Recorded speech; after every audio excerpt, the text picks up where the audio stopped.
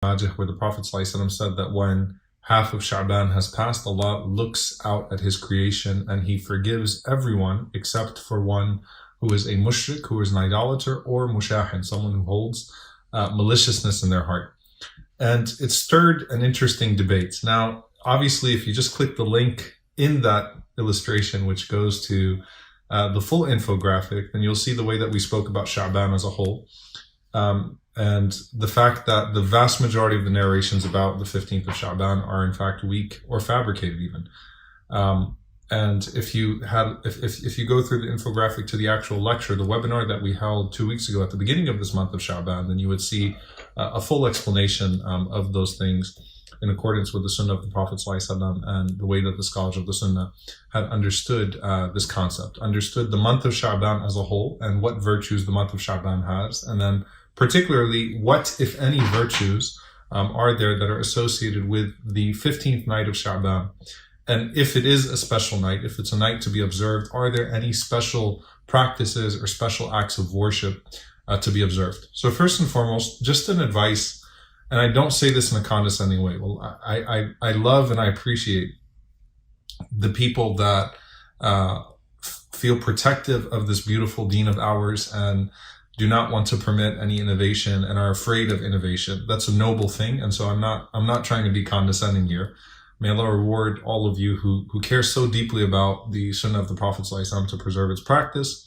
But just a nasiha and advice is not to be hasty in declaring something fabricated because you don't know it, or you found a hadith that sounds similar to it and you went to sunnah.com and that says mawdu', that says fabricated, or an Islam QA link, or any type of QA link, in fact, which could be addressing a different concept, or could be addressing a different hadith narration, or it might actually be a legitimate difference of opinion amongst our scholars. But just don't be quick to dismiss a hadith of the Prophet ﷺ or to say this is fabricated, this is weak, because that's not appropriate. And again, I know it comes from a noble place, so I'm not saying that in a way of putting anyone down, but in a way of appreciating the sentiment, but at the same time, just be very careful to not be hasty with something like that before you type in a comment or something of those sorts.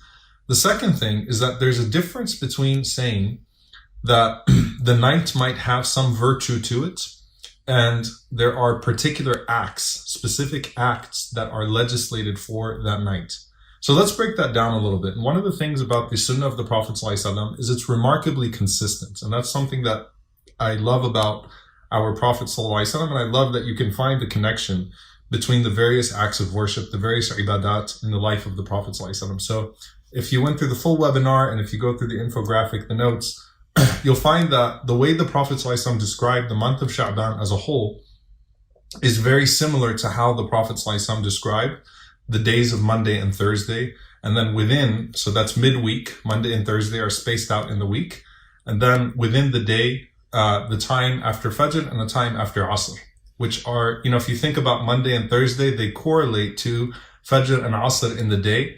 Sha'ban is the month between Rajab and Ramadan, right? And that's why the Prophet ﷺ said it's a forgotten month and people overlook it.